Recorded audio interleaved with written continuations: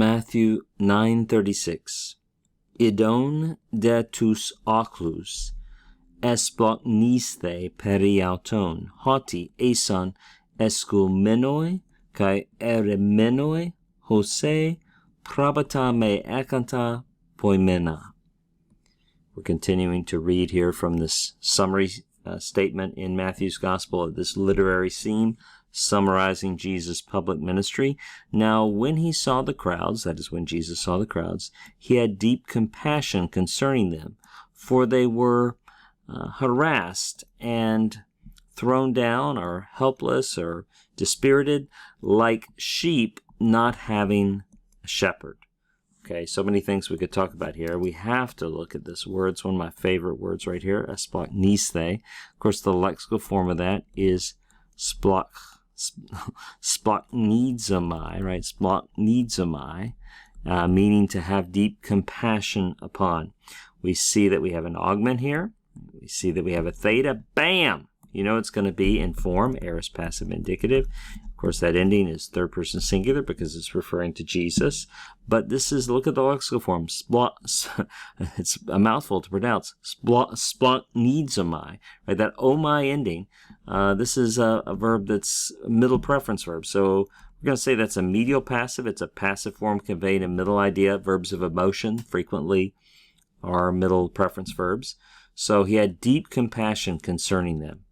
And then we have this form of ame. Hope you recognize that. I'll remind you, amen, ace, ain, amen, eta, ason, right? That's third person plural. For they were, and then we have participles, right? So that's a periphrastic participle, form of ame plus a participle. We have two periphrastic participles.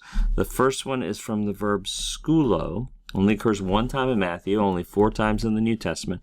It means to harass or trouble. And here it is a perfect passive participle. Right? Anytime you have a participle with a change on the beginning, that it's going to be a perfect participle. Only perfect participles have changes on the beginning of the word. But this is from the verb skulo, to harass or trouble. This is a perfect passive. For they were troubled, they were harassed. And eremenoi, see that men also in the change here? This is also a perfect passive participle. It's from the verb ripto, meaning to throw, so literally thrown down. So it could be literal, like a sheep is thrown to the ground and helpless, or cast down, like someone being sick, cast down on a mat or something like that. Or it could be more figurative, like they're, as the New American Standard Translation says, dispirited, or something like that. It's interesting to look at all the way English translations render these two participles. I encourage you to take a look at that. Finally, at the beginning, we'll just remind you that idon, it's a second aorist active participle. It's nominative masculine singular. It's from harao. It's building on the second aorist stem. Remember, the second aorist stem of harao is adon. I'll write it down here at the bottom. I think we're getting cut off there at the top. The second aorist stem of harao is adon, so it's building on that id stem.